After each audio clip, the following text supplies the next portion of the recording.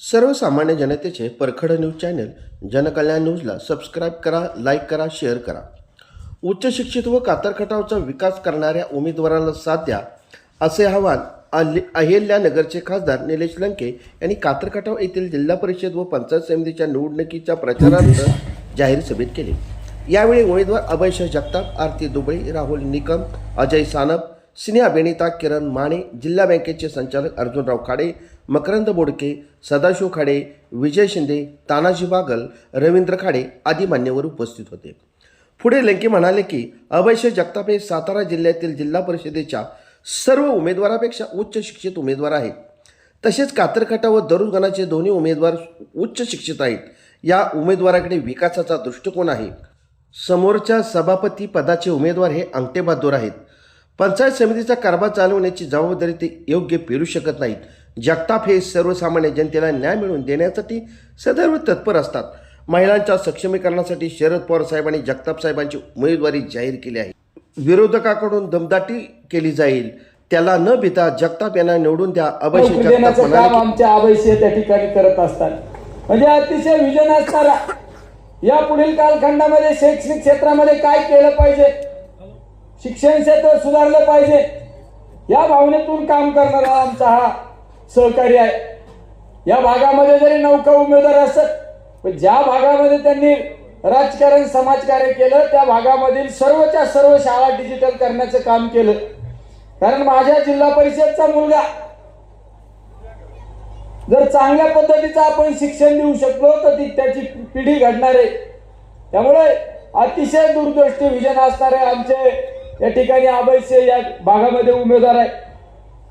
आणि समोर जर पाहिलं तर उमेदवार फक्त आर्थिक निकष पाहून उमेदवार दिलेला आहे.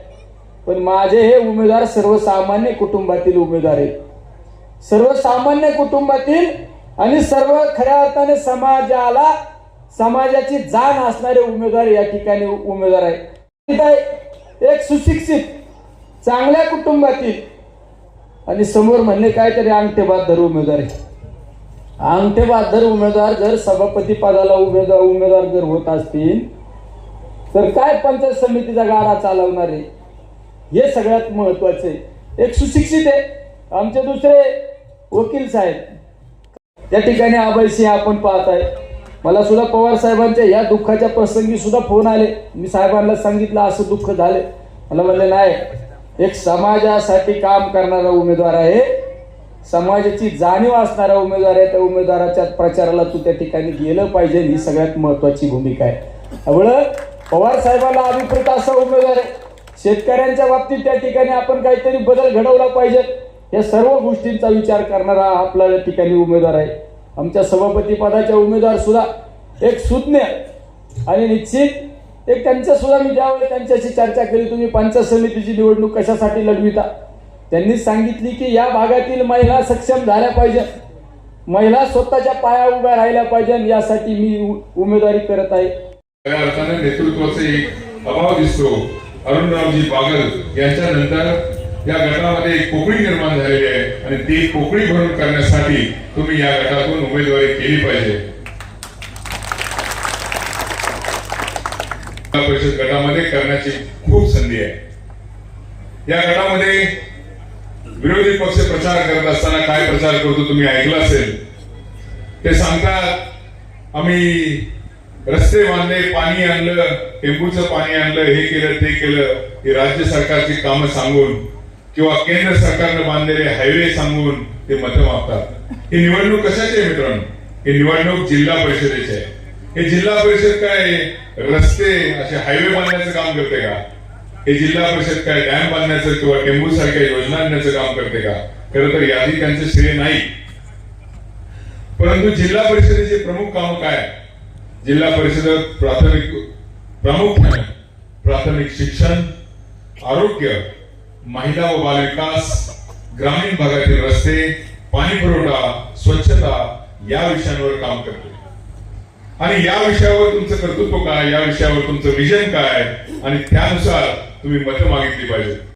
आणि अशाच पद्धतीचे महिला गृह उद्योगाचे प्रकल्प पडळपासून दररोजपर्यंत प्रत्येक गावात उभा राहतील आणि प्रत्येक घरामध्ये समृद्धी नांदेल याचा मी प्रयत्न. इंडस्ट्रियल प्रोजेक्ट म्हणजे औद्योगिक वसाहत विकसित करेन आणि त्या औद्योगिक वसाहतीमध्ये स्थानिक त्या जिल्हा परिषद गटातील युवकांना रोजगार उपलब्ध करून देईन असं एक स्वप्न मी बघितलं होतं आणि त्या स्वप्नाची पूर्ती मी कातरखाण्यावर जिल्हा परिषद गटापासून करणार आहे.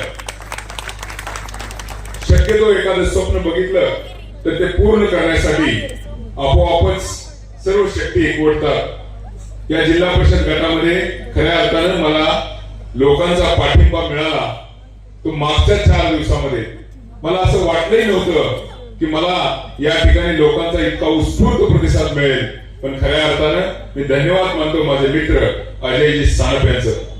त्यांनी खऱ्या अर्थानं मला जेव्हा पाठिंबा जाहीर केला आणि दोन्ही राष्ट्रवादी एकत्रितपणे एक संघपणे कामाला लागल्या आणि मोठ्या संख्येने बहुसंख्येने लोकांनी ठरवलं की आता ही परिवर्तनाची लढाई आहे आणि या लढाईमध्ये एक सक्षम उमेदवार या जिल्हा परिषद गटामध्ये द्यावा.